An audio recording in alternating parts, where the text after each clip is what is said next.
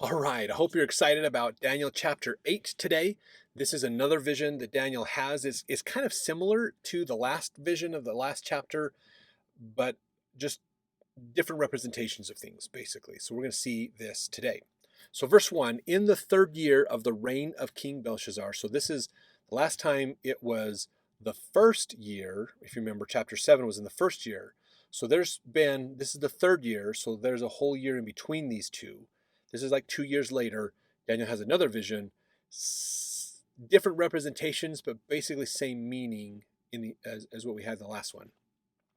So, go back to verse 1 here. Third year of King Belshazzar, a vision appeared unto me, even unto me, Daniel, after that which appeared unto me at the first. So, again, similar to the one I saw earlier. Verse 2, and I saw in a vision, and it came to pass when I saw that I was at Shushan in the palace, which is in the province of Elam, and I saw in a vision, and I was by the river Ulai. Okay, so let's look at this for a second here. I have some quotes here. Let's see. This is coming from a commentary on the Pearl of Great Price, actually.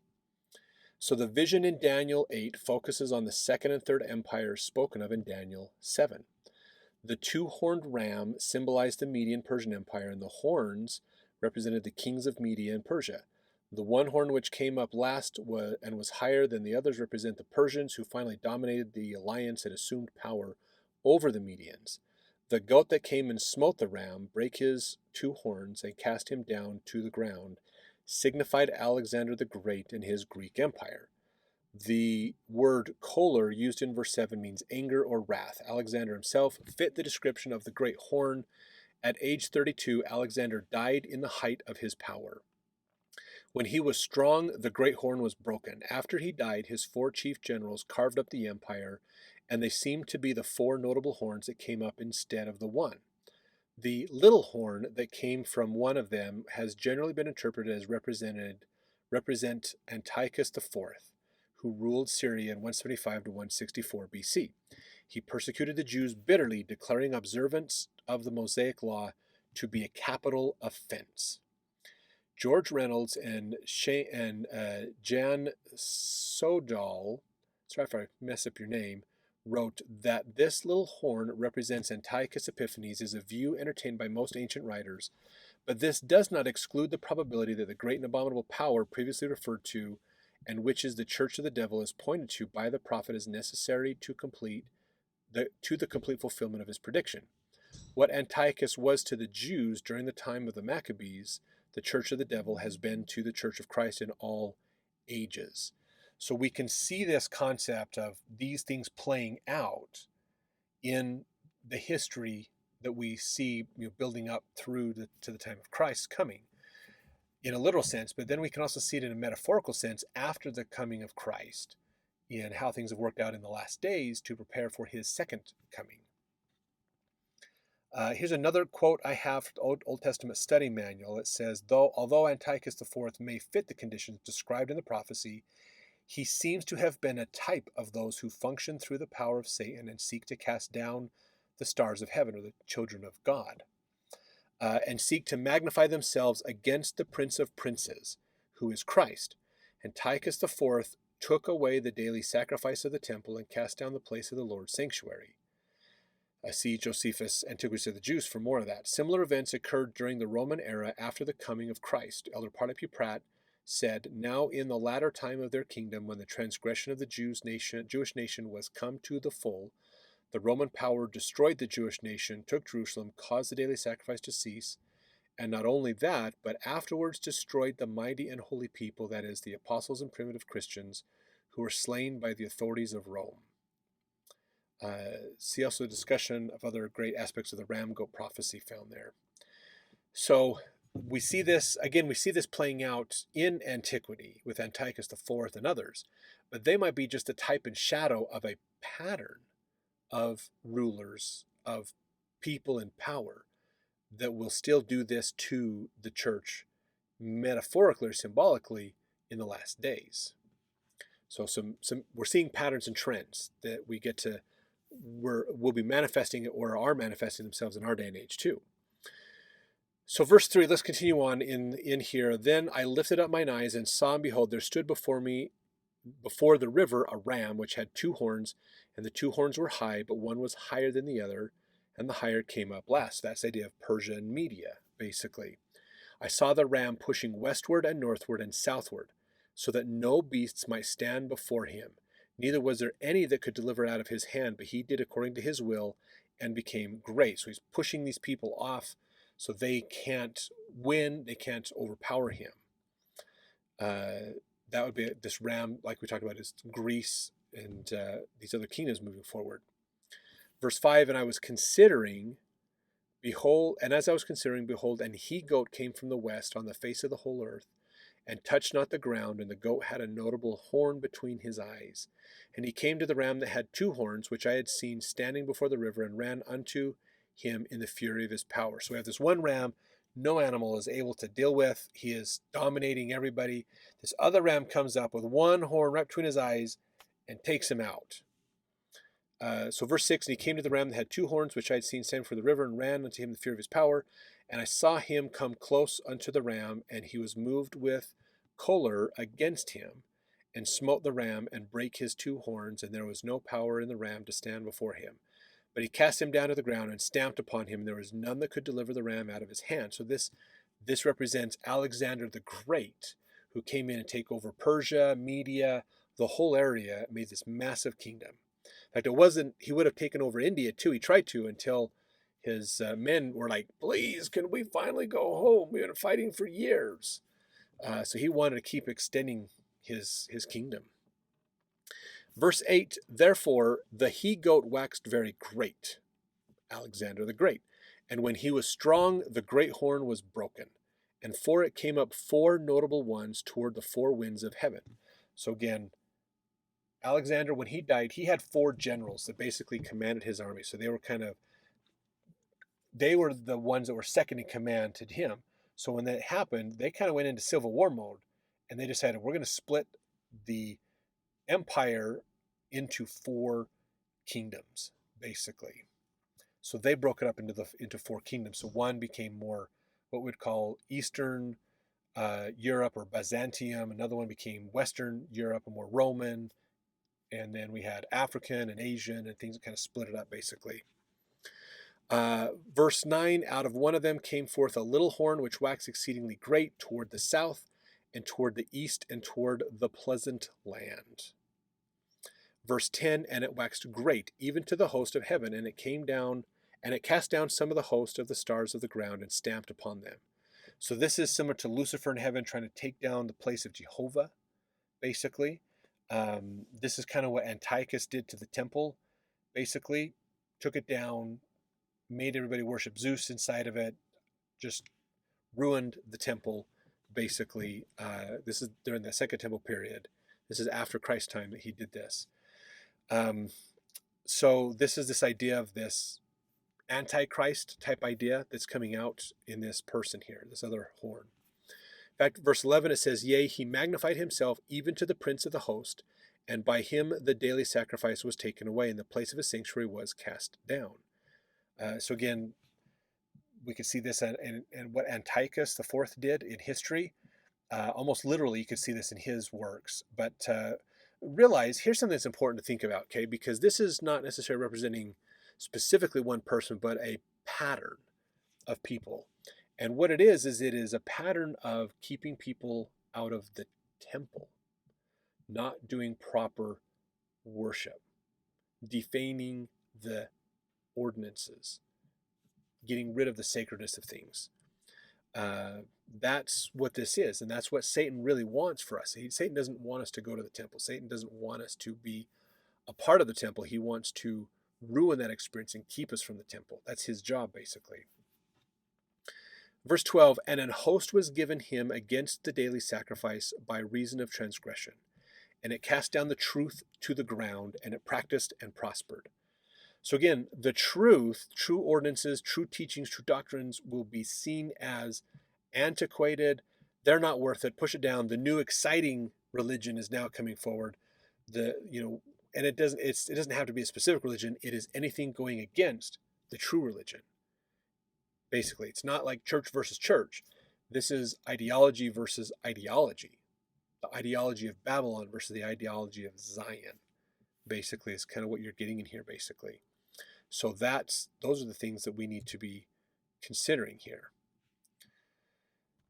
Okay, so let's go to verse 13. And I heard one saint speaking, and another saint said unto that certain saint which spake. So two saints are talking. How long shall be the vision concerning the daily sacrifice, and the transgression of desolation, to give both the sanctuary and the host to be trodden under foot? So these are two saints, two followers of Christ, are going to say, how long is this destruction and craziness going to happen, basically? Verse 14, and he said unto me, unto 2,300 days, then shall the sanctuary be cleansed. Now, a lot of people wonder about that. How do we look at that? Do we look at that as literal days? Do we look at that as, a day, 1,000 years of man is a day to God? Is that days in God's terms? Is that, and we don't know. We don't know what that means. There's, so if you look at it from a days standpoint, unto 2,300 days, so that would be 2,300 if you think about it in years, the year 2,300. If you think about this being done in Antiochus's time, then shall the sanctuary be cleansed. If that's true, then we're still in the, we're still 175, 76 years away from that. Is that possible? Yeah, that's possible. I don't say that's the correct interpretation, though, honestly. It's just a thought. So I wouldn't take that as gospel truth or anything.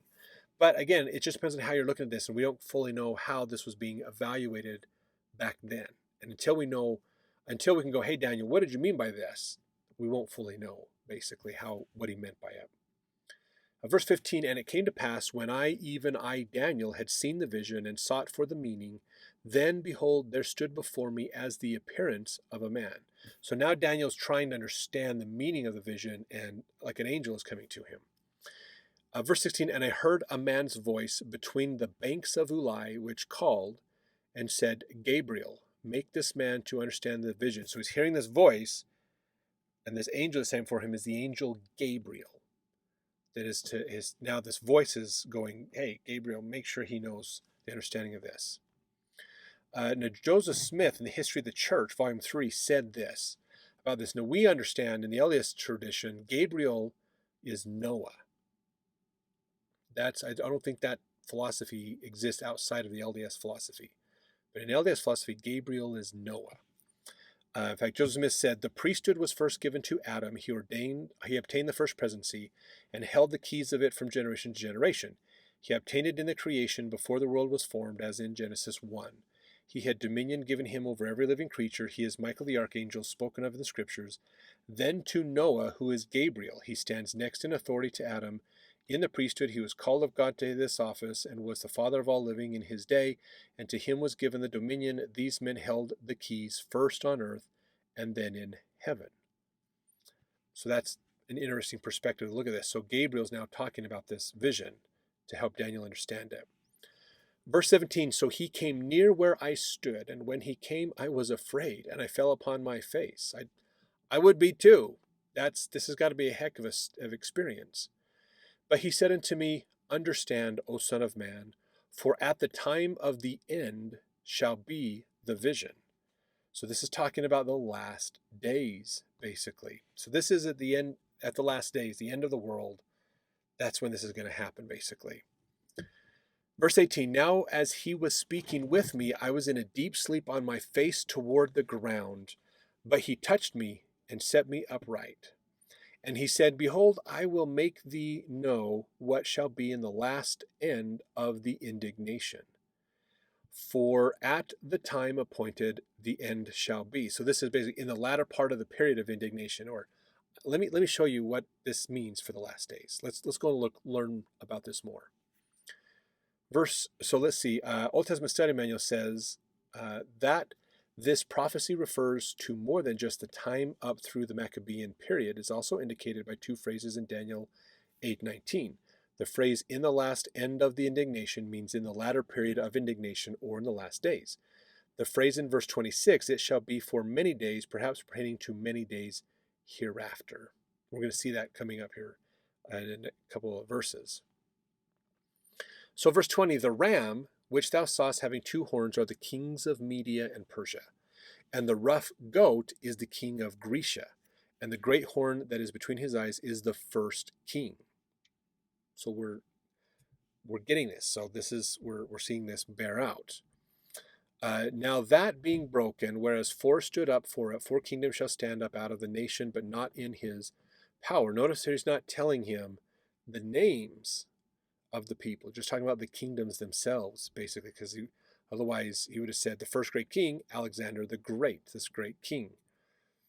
So verse 23, in the latter time of their kingdom, when the transgressors are come to the full, a king of fierce countenance and understanding dark sentences shall stand up, or dark riddles, hidden things, secret stuff. Verse 24, and his power shall be mighty. So this is someone who's influenced by evil, the darkness, but not by his own power. He shall destroy, and he shall destroy wonderfully, and shall prosper in practice, and shall destroy the mighty and the holy temple. Now Satan himself has no power of himself. He's limited. His power and priesthoods are not worth much. His power comes mainly from us giving it to him. He has no power in of himself. It's what we give him. He has to trick us into giving it up, basically. He shall destroy the people. So we can see that idea through bearing throughout the history of Antiochus. But again, this is showing literal events, but these literal events are showing a pattern of what is to come. We see the destruction of Babylon, the destruction of Syria the same way. It's a pattern of what is to come. Now verse 25, and through his policy also he shall cause craft to prosper in his hand. So fake priesthood, fake miracles, fake things are going to happen that make it sound like he is powerful and amazing, but it's not going to be real. He shall magnify himself in his heart, so lots of pride, and by peace shall destroy many. By peace shall destroy many, or in a time of peace shall destroy many. So maybe that's a sign when things calm down and things seem pretty peaceful, we get lazy, and then he destroys. Pride cycle. He shall also stand up against the prince of princes, but he shall be broken without hand. Now think about this. He shall be broken without hand. There's a fight. He stands up against the prince of princes. There's a fight going on. But it won't be a real fight, but by the power of God and righteousness will he be defeated. So it's not going to be fists without hand. It's going to be priesthoods. It's going to be energies and things happening. Interesting, President Hinckley said, our safety lies in repentance and in turning to the Lord. The Lord is going to fight the battles. That's where we need to be turning. Very important for us to be doing. Verse 26, and the vision of the evening and the morning which was told is true. Wherefore shut thou up the vision, for it shall be for many days. And I, Daniel, fainted, and was sick certain days. Afterward I rose, and did the king's business, and I was astonished at the vision, but none understood it. So nobody else could understand what he was seeing. But he wrote it down in the interpretation, and he kept it. And now we have it to read in his book, basically. So pretty amazing stuff about the last days that we get to see in Daniel 8. You probably didn't realize how much was there for our day and age from Daniel's time. Well, we're going to see more in the next chapter. So let's go over to that one to continue forward.